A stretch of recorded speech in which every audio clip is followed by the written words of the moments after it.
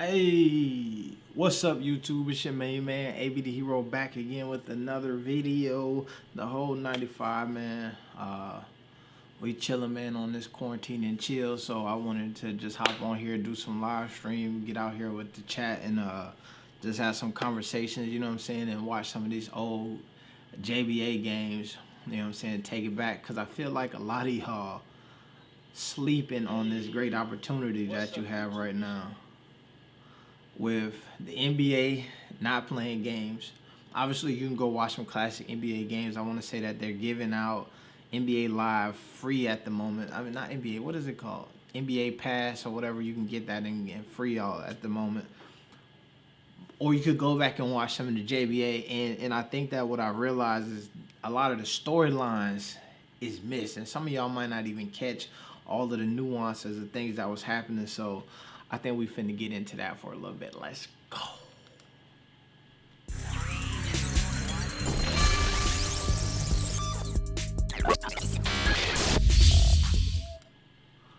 Alright though, man. Y'all know how we do it always and forever. If y'all in the chat, you know what I'm saying, shout out where you from, shout out what you got going on, and all of that. And then we're gonna throw some shout outs just to get it started. My boy Master Chef Trucking, Travis, what's up, my guy? How you doing? Shoebox Money, been rocking for a minute, man. Holding it down for the hood. Always appreciate you coming through, showing love. But yeah, man, we've been going, man. It's a crazy time in this world right now. It's crazy. It's a crazy time, but I feel like, man, so I had to jump on here and let's get this live stream action going. If y'all remember, JBA started, man, let me see, 2 years ago was the first season of the JBA. JBA one and done. And I remember the first game, the first night. Obviously, I was doing the commentary, but it was literally my only time ever doing anything like that.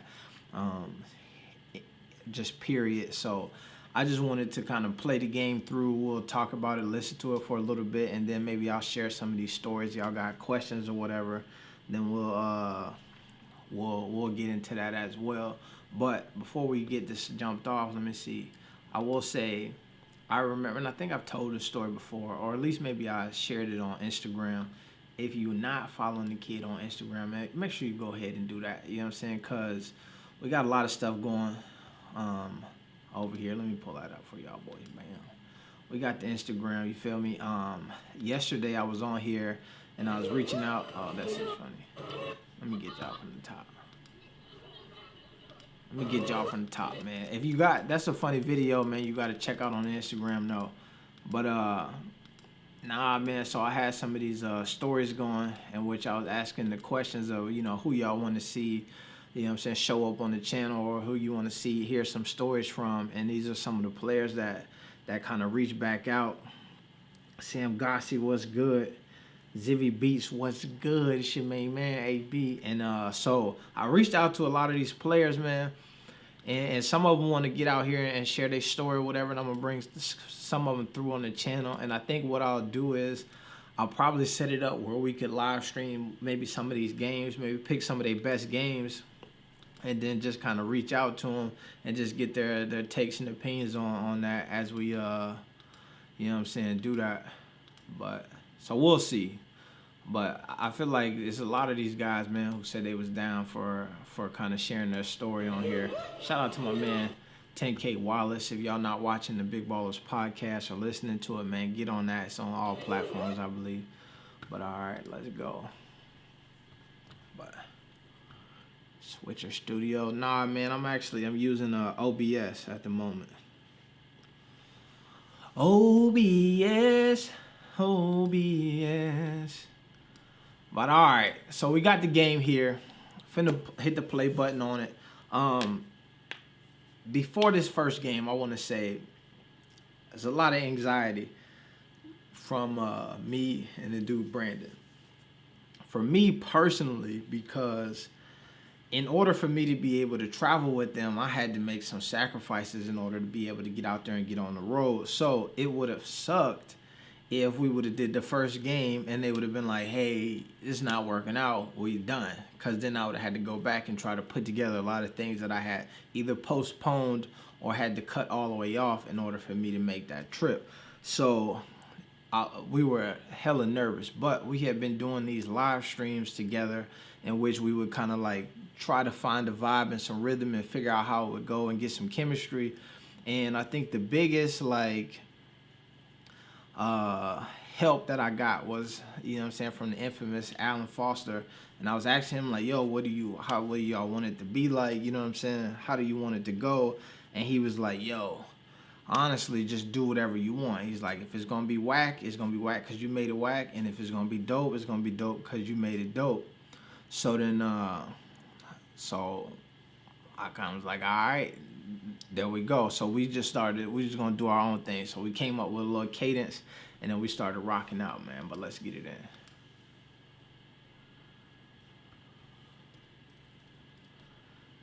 And what was so crazy too about this season and even just the production is the entire production team who set up the JBA stuff was all of the guys from Lithuania. So they met those dudes doing those Big Baller Brand Challenge games, and then they brought them over here to help with the JBA.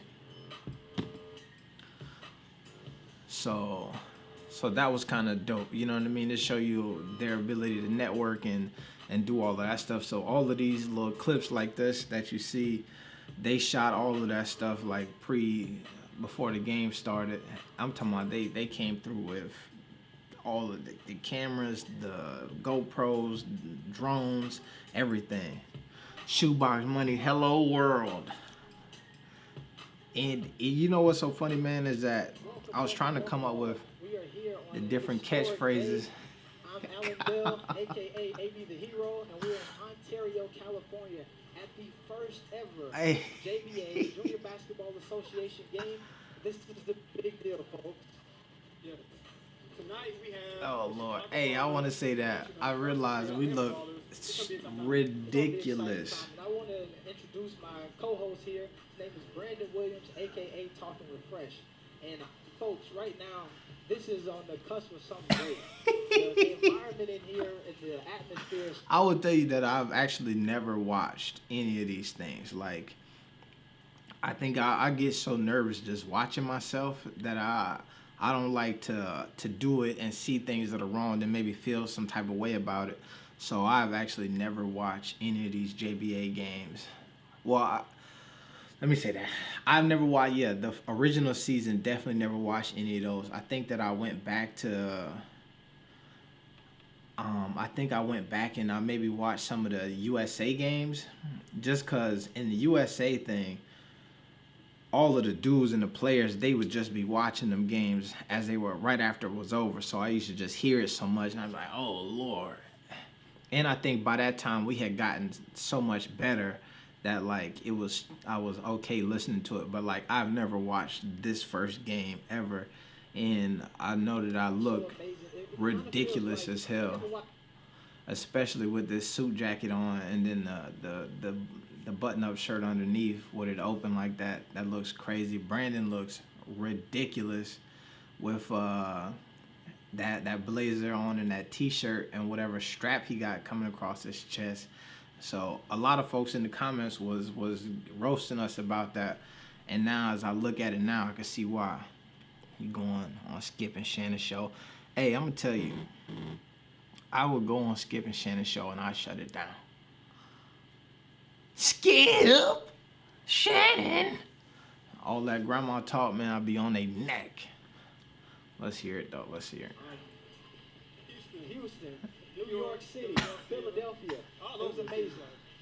And just like AB said, I had the privilege to go to the Atlanta tryout where you're going to see a lot of these players. And I'm talking about... Look at already right here. Players that you're going to see. These guys blow unprofessional. Some of these guys at the Chicago tryouts. And it's just going to be a wonderful time tonight. I can't wait. Sounds good. And right now we want to introduce you to these players. So let's get ready. Also, this video here, I made this video, which is dope.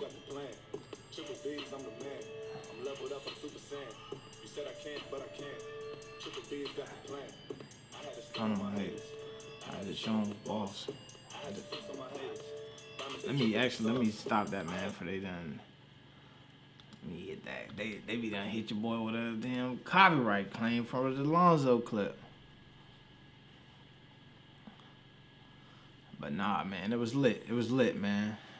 This video here, I actually wanted to make 2 of these videos. One to be played like this, you know what I'm saying, before the games, because there's 2 games. So the intent was to have this video be played before one game, but then also have another video that was more like a journey video of how they all kind of trek through training camp and all of that stuff and training. But in my vision, I thought we were going to be out in Chino Hills training.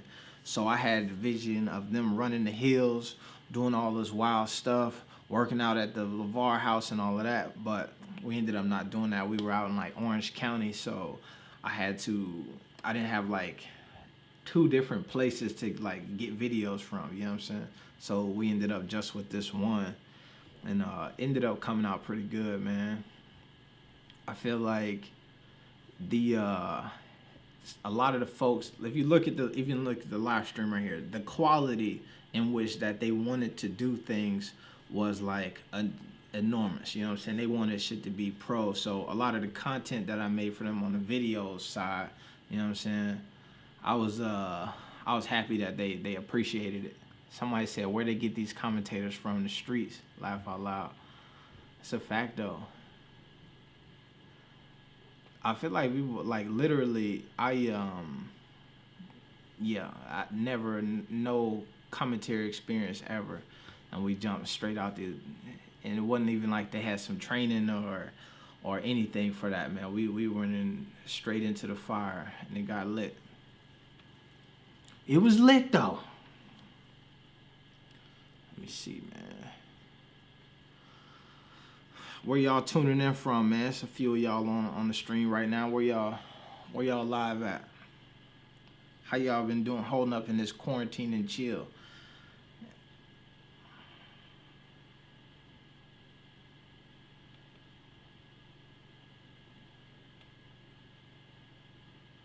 Let me see.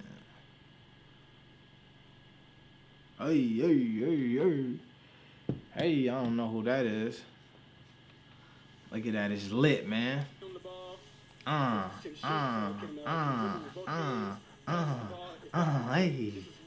We're going to see a lot from him, but I'm also going to look at a couple other players. Jordan Ray. Ohio in the building, man. I'm all the way low key cringe. Very quickly, but another player that I really like, some Showtime, Baby Glove Butler. All right, so we've got the Chicago Ballers entering the building right now. So Ohio, man, I got some good folks out there, man. I be over in East Liverpool all the time. Talk to the Chicago Ballers. They say that Montrell Dixon is the most athletic player in the Junior Basketball Association. So, ladies and gentlemen, be prepared to watch him fly across the court. I was at the Chicago tryout, and I can testify that Antonio Singleton from Naptown is a high flyer as well. So be on the lookout for some lobs, some slam dunks, and just overall. Hey, you see now, one of the things that you did catch from watching all of these games is that the BBB merch was throughout the building. Now, so one of the great the great ideas from having these basketball things was creating another opportunity to get merch. And so, as you see, man, definitely folks came in there and bought the merch. And that was kind of the thing that I thought was kind of wild, too. Look at my man here with the shirts. And the twins is in the building. Any of y'all remember these girls? They had the little channel where they used to kind of talk about BBB stuff. And they came to a few of them JBA games. I think it's Kahila and Akila. And then their little sister, I can't remember her name. Marquisa, I don't know. But then they stopped. They had a little podcast, man, and they stopped doing it. So that's up. Had them classic lines, though, Dre Walker. I was trying to come up with them classic lines, man. That was my thing. That was the vibe was, I was like, if I can't, I'm not, like, classically trained enough or have enough experience to kind of bring the game to you the same way like your your standard NBA announcer would. So my idea was I'm gonna be the one though with them lines, and I'm gonna catch you off guard with the different crazy sayings or whatnot. You know what I'm saying? So then you know that I'm not watching an NBA game, but what I'm also watching is original, and this here is going, you know what I'm saying, change the world. You know what I'm saying? And I like to think when you watch some of your NBAs or G League or whatever, and you hear commentators, you know what I'm saying, I like to think that a lot of them got some of their swag from me, and I think that a lot of these commentators I gave birth to. You feel me? And that might not be true, but I also, like I said, I like to think that. Let's see. My man Big Jelly, Manny Alvarez. Manny started here doing this as the like in-house PA, and then when we went JBA USA, he came and was a commentator with me. I think between the two of them, Manny and Brandon, we both had a different vibe. I was hoping that, as Manny actually worked in high school basketball at in as like a recruiter or a scout or something. So I was hoping that he was gonna have more of a. I was hoping his approach to the commentary was gonna be more X's and O's and maybe have a better understanding of that. And I actually think that Brandon probably had the more X and O's and tried to give some more like, oh, this is what play they were running. Because another thing is, while this was never my first time, like this was my first time doing commentating like this, I also am not a huge. I never even played basketball or any of that stuff either. So this was a lot of first for me actually. And I would say if you look at the stands, this first game, it's not a lot of folks there. The second game though, it was jam packed. Manny, the voice of the JBA. The second game had a lot more folks. And part of the issue is, and this is something that I think they realized after the fact, was it's a 5-hour event. You know what I'm saying? Like, you got 2 games back to back. Brandon was a coach in I think middle school. I talked to Theon Brown. I asked him to explain his game to me. He told me I like to dunk on people. But you got a 5-hour event, 2 games, and that's just it's a lot to sit through. Even for us as commentators, like just talking for 5 hours in a row was kind of a ridiculous situation too. AB was a comeback, so football was litty again. You know what I mean? You know what I mean? But so that was what made it hard, and I think that nobody really thought about how crazy that would be to broadcast 2 games back to back in a night, and because maybe they would have done like 1 game just live in the building and the second game live on television, but eventually after like 2 weeks, man, you just end up talking, and it's actually kind of funny because even though I do this YouTube thing and I do a lot of talking on here, typically in real life, I'm relatively quiet, you know what I'm saying? So my man Coach Bird and his son Jesse Bird, man, Atlanta Ballers. The crazy thing is when you also, I'm gonna go here real fast. At this point, nobody knows who's going to be good and who's going to be bad. Every team, after going through training camp, feels like, yo, we got the stick. We finna run through everybody. We great. Until they start playing the games, then you realize, actually, y'all not that good. Y'all actually terrible. Or actually, y'all better than we thought you were going to be. And I think this Atlanta team ended up being better than most people thought they were going to be. And then that's why they started the season 6-0. Chicago was a team where I feel like most folks, same thing, you just don't know where they're going to go, what's going to happen with that team. They have pretty young coaches for the Chicago Ball Club, but they ended up going through, they had probably the worst season from a standpoint of like having to face a lot of adversity. You know what I mean? I think by the time we got to the end of the season, they had 5 people in the playoff on their team in the playoffs. You know what I'm saying? So that was rough for them. But this Atlanta team, man, showed up here and like dominated from day one, man. So they deserve a lot of respect for that. Atlanta was good until the injury. Atlanta was good, and I'll tell you, you know what? What actually hurt Atlanta, and this is because we're doing this now, it's 2 years later, I can give y'all some behind the scenes. What actually hurt Atlanta was a drug test. Now, it's a lot of, what we'll say, controversy behind the scenes about this. So, they started doing random drug testing about halfway through the season. And what ended up happening is one of their players had a false positive, or they said that he tested it positive for the drug test, but then actually he didn't test positive, but he didn't want to take it, or there was something that happened. And they ended up sending him home the game right before Atlanta played LA, I believe it was. And Atlanta ended up losing their first game because they were missing a player. One of their key guys, as soon as I see him, his name gonna come up. But they ended up missing a player, and then the coaches ended up fighting for him to be sent back and then so he ended up joining the team again. But that is really what derailed their season. That, and then I think Jordan Ray got injured for a while there towards the end. And then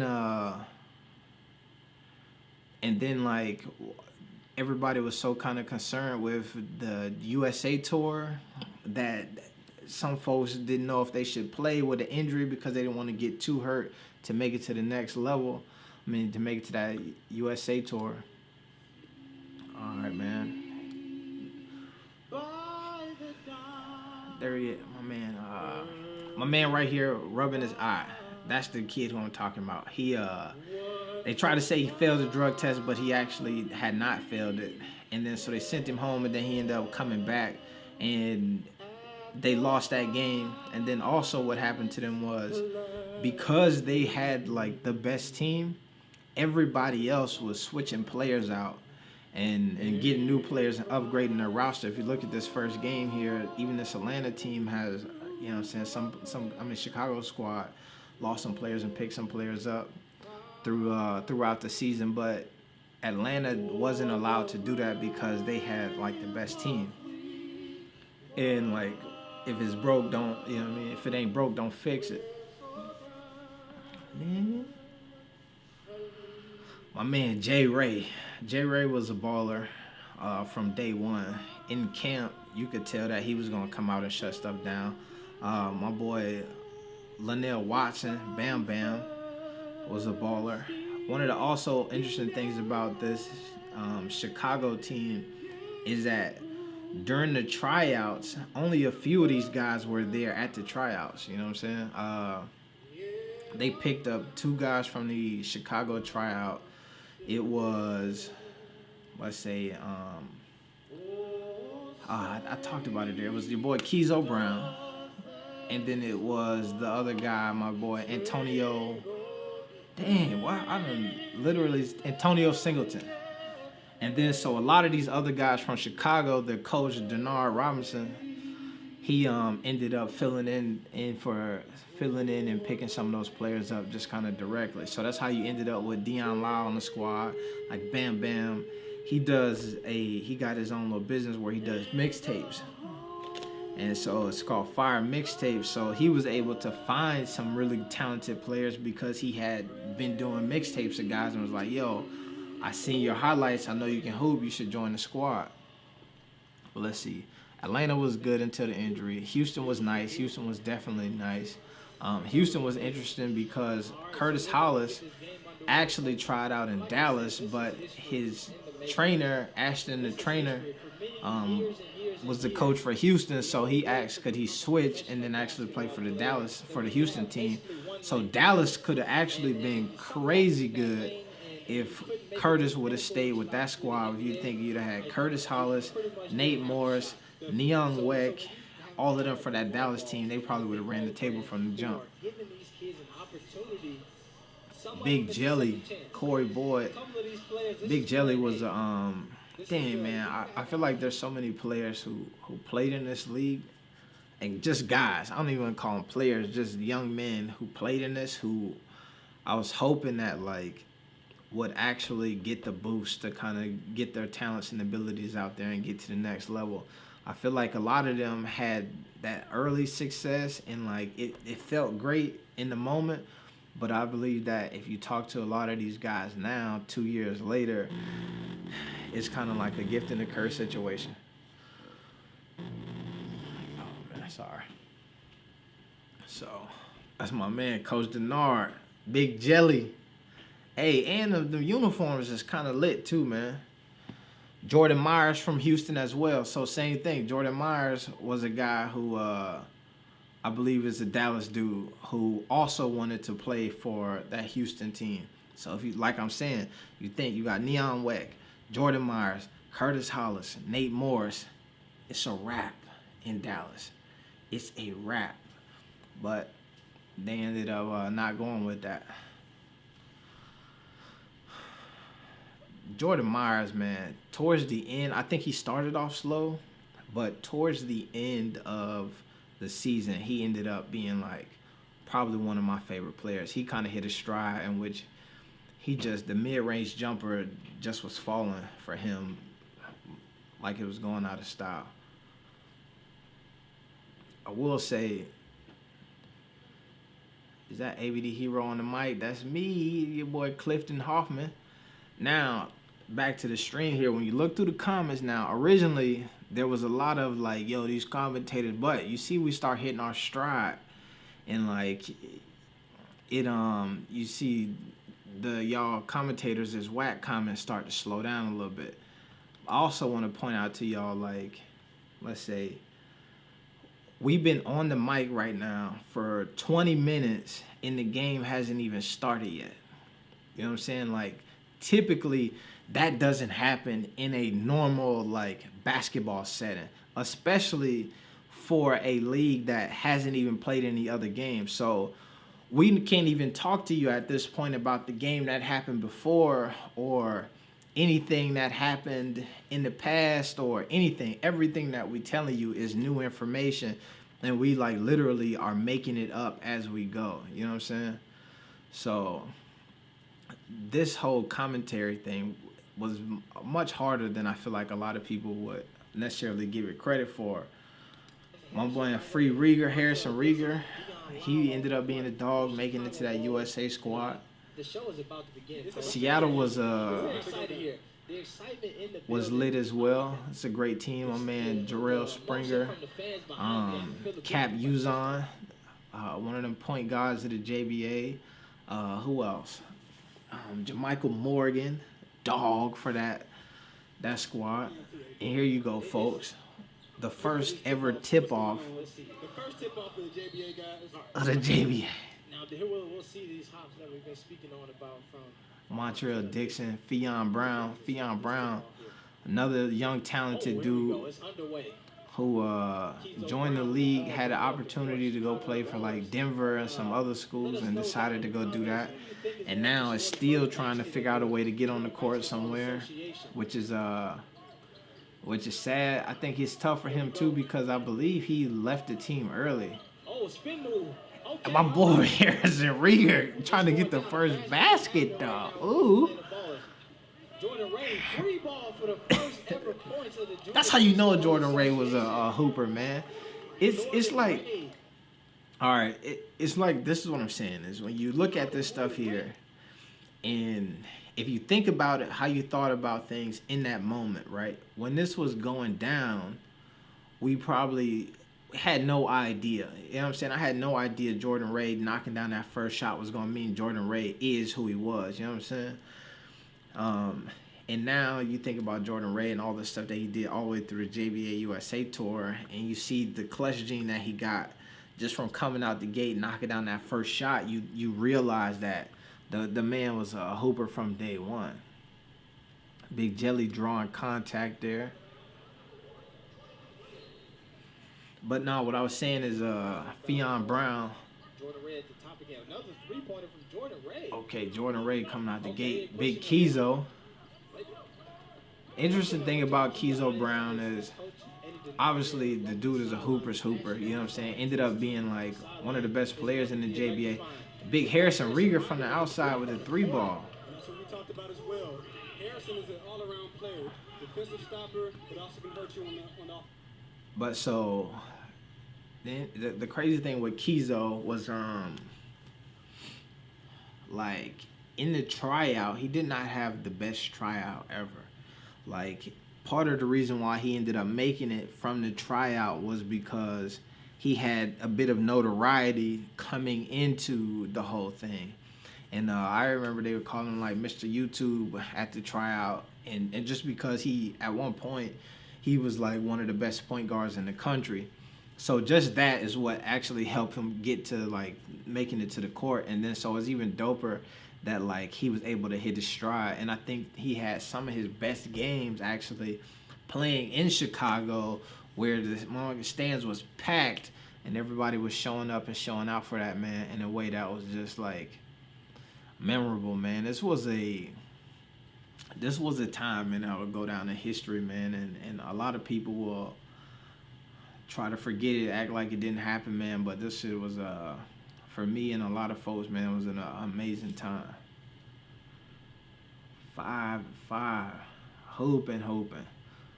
Jordan Ray, Kang, good Lord. Golly. I told you, it's not going to take him long. Uh-oh. Kizo rushed that shot. I don't really like that shot, AB. I think he needs to let the game come to him. I already have more fans. Kizo Brown got to go off. He got to go off. Let's see, man. Whoa, what happened here? Dang. Don't tell me we done lost the stream. I'll bring it back. Seattle, though. There we go. Ray with the 3-ball. It's underway, folks. And AB, that's exactly what we talked about in the pregame. Jordan Ray, if you let him get hot, he's definitely going to fill it up. Jordan Ray. This Atlanta team is back on the break. Here we go. Big Jelly with the hoop. Oh, whoa. Oh, almost an and one there.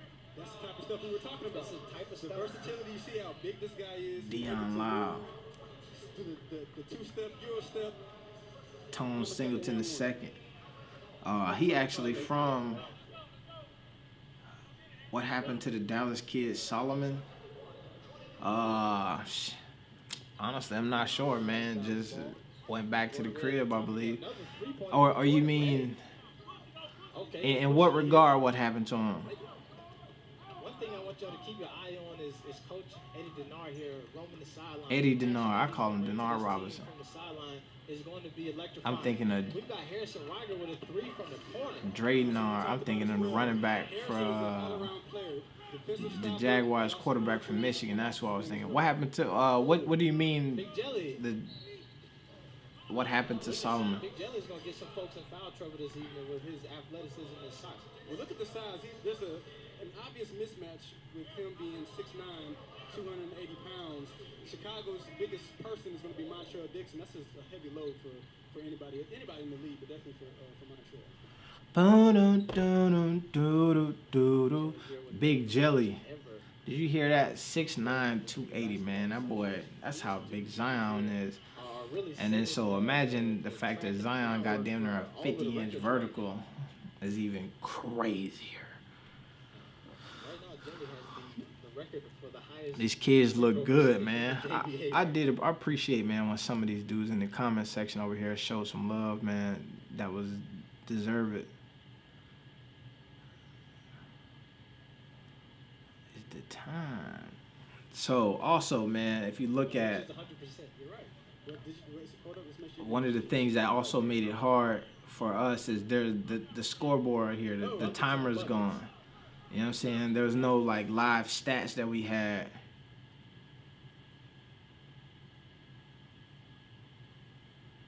Solomon, they showed up. I don't know about that one, man. Solomon showed up to play one game.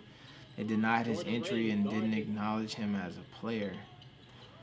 Now, the only Solomon that I know is I think there's a Solomon who played for Harrison I missed the believe it shot. was Dallas. Okay, Harrison with some strong defense. And Hollywood Ray with the fadeaway. he played in a few games though, and I think that there was some controversy I told you, because folks found out that he ended up being like much older than like whatever the age limit for or age range for the JBA was. And I can't even remember Solomon. I can't remember his last. Boy, man. And the crazy thing is, I used to know all of these dudes' names, where they was from, and all of that stuff. And now 2 years later, man, I can barely think of their whole full names. So, but that's the only information that I can think of with whatever Solomon do. But I will say, if we talking about the same person, if you go to my community tab on my channel, I posted some stuff about Solomon. If we talking about the same Solomon, who yes, Solomon Salazar. Yeah. He ended up going back to school, graduating from college. That's the thing that I'll say, man. I'll show you. See if I can pull it up real quick. If you go into on my channel and you look at the community tab, man, I can't pull it up right now at the moment. Here it is, bam, Solomon. There's a post about Solomon right here. You just gotta go to the community tab on the channel. All glory to Allah. On this blessed day, your boy graduated with his bachelor's degree and also with honors. So many I gotta thank, especially the ones who helped me out through this journey. Also for the people that doubted me and told me I wouldn't finish college. Fire, celebration emojis. I think that's one of the so I post a lot of these different stories just to kind of also, you know what I'm saying, show these dudes some love. But that was one of the big things that I felt like was kind of overblown at the beginning of this whole thing, is where folks was kind of on this whole like, yo, if you go to the JBA, you can't finish college. And the truth of the matter is that, yo, the JBA wasn't stopping anybody from college. You just ended up having to, you know what I mean? What's his name? Van Putten. Yeah, man. He also is in college right now. So he's, I think, playing ball. Well, nobody's playing ball at the moment, but I believe if you check my community tab, there should be something on him there as well. He is back he was playing for Brooklyn Community College, I believe. And so he back on the court, man, doing good, man. Still grinding. Still trying to make it happen, man. But so Van Putt is doing good, man. I think that I want to try to get him on the channel, man, too. We was trying to set something up. He kind of got a story and stuff that he want to share. Man, his live stream is hanging up on me right now.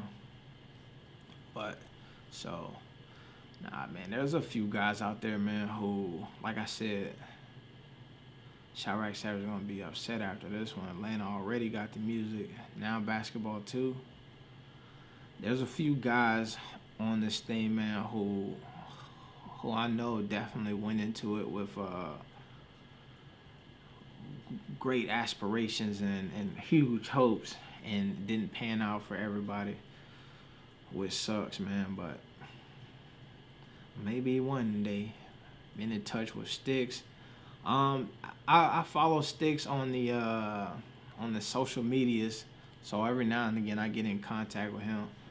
I will show y'all this one thing too. If you look at this court here, you see these big white blocks here on the court, there on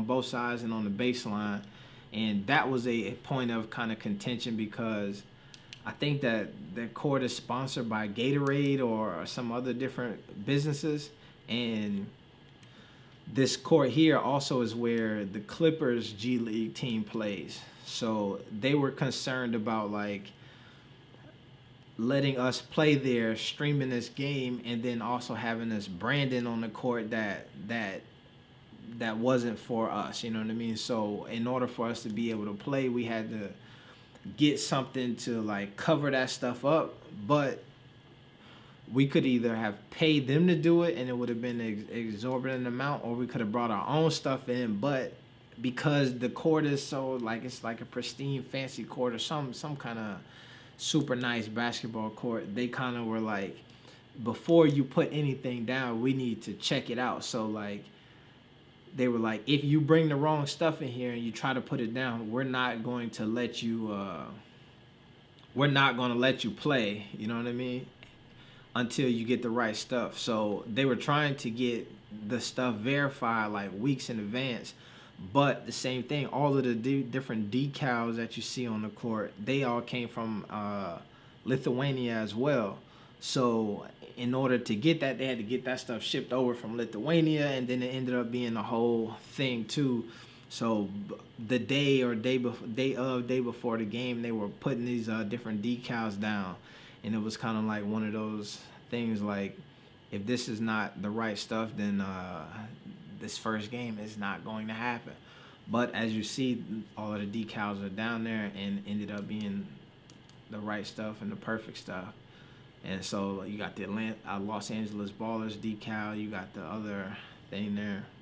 So it's pretty legit. And you know what I just realized is that next time I do one of these streams where we react to the game, we probably not going to watch the whole game on a live stream. We probably going to end up watching the extended highlights or something like that as well. Dun, dun, dun. Dun, dun, dun. Hey, but man, while y'all in here, man, make sure y'all smash that like button.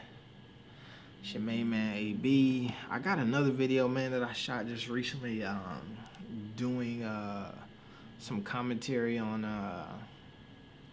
kind of reacting to one of these videos I seen somebody do about LaMelo. But we'll see. We might throw that up there. I need to edit it and whatnot.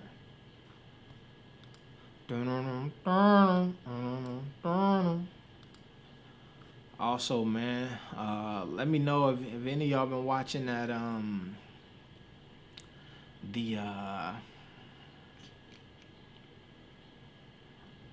what is I saying? Any of y'all been watching or listening to the Big Ballers podcast at all? Bro, why can't I watch? Yep, disappointed. Y'all expected it to be packed like.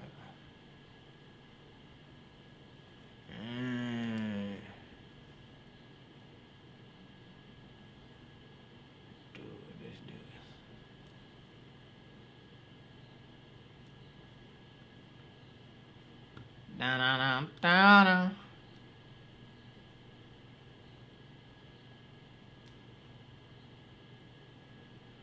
Feel like a college game.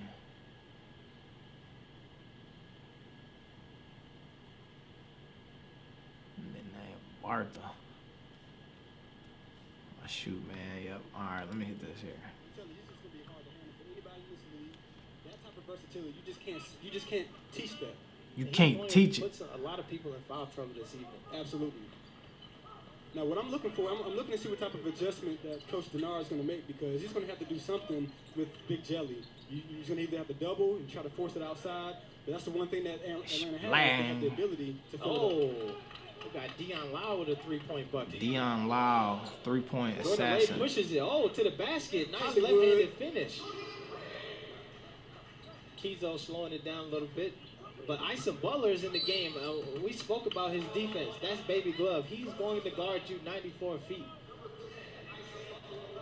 He was a little bit too aggressive on that. Quick foul. Well, shoot, folks, man. Let me get y'all back to the main screen. I think we're going to try to hop back on here a couple more times, man, and just quarantine and chill. And quarantine and chill with y'all, man. It's your main man, AB the Hero. We gonna get it going. You feel me? So let me know, man, if there's some other videos or something out there y'all want to catch the reaction to, or just some things or topics that y'all want to get discussed or y'all want to talk about later on. Shoot me a little message over there on Twitter. Shoot me something over on the Instagram, and we'll get it in, man. It's your main man, AB the Hero. We out. Peace.